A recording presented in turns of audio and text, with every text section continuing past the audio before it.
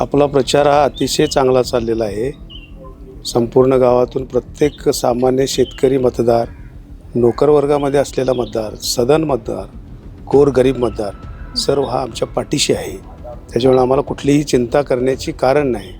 ताई आपण म्हटलं की तुम्ही एकाकी पडलात, आम्ही एकाकी बिलकुल पडलेलो नाही। आज फक्त बोललं जातं तालुक्यामध्ये की त्या तिघांची युती, आम्हाला कसली आली त्याच्यामध्ये भीती? त्या तिघांची जरी युती असली तरी आम्हाला भीती त्याची नाही आहे, कारण आम्हाला निवडणूक जिंकायची आहे, ती लढाई करून जिंकायची आहे। लढायचं कसं हे आम्हाला मंडलिक साहेबांनी शिकवलेलं आहे। त्यामुळं हा लढवय्या माना आणि त्याचे आम्ही सामान्य कार्यकर्ते आहोत। मंडलिक साहेबांच्या आशीर्वादावरती एक चांगल्या पद्धतीनं चांगला संघर्ष करून यामध्ये यश संपादन करायचं आहे। एकत्र यायचं, युत्या करायच्या आणि सगळ्यांनी आपसात मिटवायचं आणि लोकशाही कुठंतरी धोक्यात आणायची, हे मंडलिक साहेबांनी आम्हाला कधीच शिकवलेलं नाही। एकटं पडलं तरी चालेल, पण लोकशाही वाचली पाहिजे, विरोधी पक्ष भक्कम झाला पाहिजे। डॉक्टर बाबासाहेब आंबेडकरांनी सुद्धा सांगितलेलं आहे, मी जी लिहिलेली घटना आहे ती या देशाला अर्पण करत असताना त्याने एक शंका व्यक्त केली।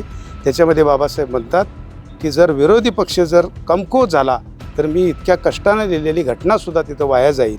त्यामुळं सभागृहामध्ये विरोधी पक्ष हा कणखर असला पाहिजे।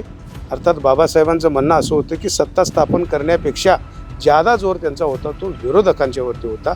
विरोधक कणखर आणि सक्षम अभ्यास वाचला पाहिजे। ह्या भूमिकेतून आदरणीय मंडलिक साहेबांनी एकटं पडणं किंवा हे करणं असं याच्यामध्ये कुठल्याही प्रकारचा याच्यामध्ये विषयच नाही आहे। या कागल तालुक्यामधला जे काय 7 तारखेला निकाल होणार आहे त्यावेळेला हे वाक्य आपोआप बंद होईल।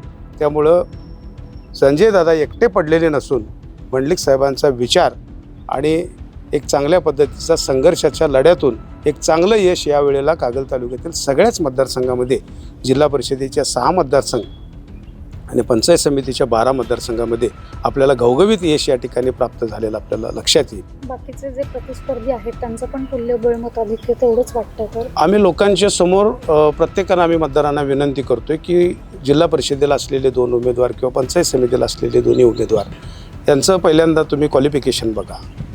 आमचं क्वालिफिकेशन आम्ही ग्रॅज्युएशन कंप्लीट केलेलं आहे। आमच्या पंचायत समितीच्या आमच्या भगिनी लक्ष्मीताई आहेत, त्यांचंही ग्रॅज्युएशन कंप्लीट झालेलं आहे। तेही सामाजिक कार्यामध्ये अतिशय चांगल्या पद्धतीचं काम करत आहेत। आम्ही यापूर्वी 2007 ते 12 या कार्यकालामध्ये जिल्हा परिषदेच्या शाहू महाराजांच्या नावानं असलेल्या सभागृहामध्ये अतिशय चांगल्या पद्धतीनं आणि अभ्यास करून या मतदारसंघाचे प्रश्न आम्ही मार्गी लावलेले आहेत। त्यामध्ये शिक्षकांच्या, प्राथमिक शिक्षकांच्या, कर्मचाऱ्यांच्या बदल्या वगैरे असतील त्याच्यामध्ये ऑनलाईन बदली करावी, जेणेकरून त्याच्यामध्ये लोकप्रतिनिधींनी कुठल्याही प्रकारची मांडवली करता कामा नये आणि तिथं असलेल्या सरकारी नोकराला बदलीच्या संदर्भातला त्रास होता कामा नये, याकरता ऑनलाईन बदली कन्सेप्ट हा शिक्षण समितीत शिवानंद माळी या सदस्यानं त्या ठिकाणी आणला। तो आमच्या जिल्हा परिषदेच्या सभागृहामध्ये प्रभावीपणे मांडला, तो जिल्हा परिषदेने स्वीकारला आणि आपल्याला सांगायला आनंद वाटेल की या शाहू सभागृहामध्ये मांडलेला प्रस्ताव, ऑनलाईन बदलीचा प्रस्ताव हा संपूर्ण महाराष्ट्र शासनाने घेतलेला आहे आणि आज सगळ्या डिपार्टमेंटमध्ये या ऑनलाईन पद्धतीचा स्वीकार करून याच्यामध्ये लोकप्रतिनिधींची मांडवली करण्याची जी काही प्रक्रिया होती ती यातून बाजूला करून सरकारी नोकरांना बदलीपासून अत्यंत चांगल्या पद्धतीचं संरक्षण आम्ही त्या ठिकाणी दिलेलं आहे। एक प्रामाणिकपणानं जिल्हा परिषदेमध्ये आपण गेल्या वेळी काम केलेलं आहे। आम्ही मतदारांच्या समोर जात असताना गेल्या 6-7 वर्षातला जो काही कामाचा आमचा आलेख आहे तो आम्ही लोकांच्या समोर तिथं ठेवलेला आहे। मंडलिक साहेबांच्याकडून आम्ही लढण्याची प्रेरणा घेतलेली आहे, त्यामुळे आम्हाला यश संपादन करायला यामध्ये कुठल्याही प्रकारची मनामध्ये आमच्या काडी इतकी शंका नाही। मंडलिक साहेबांच्या नेतृत्वाखाली वीरेंद्र भैयांच्या मार्गदर्शनानं यावेळच्या जिल्हा परिषद आणि पंचायत समितीमध्ये अतिशय चांगल्या पद्धतीचं यश संपादन झालेलं आपल्याला लवकरच लक्षात येईल।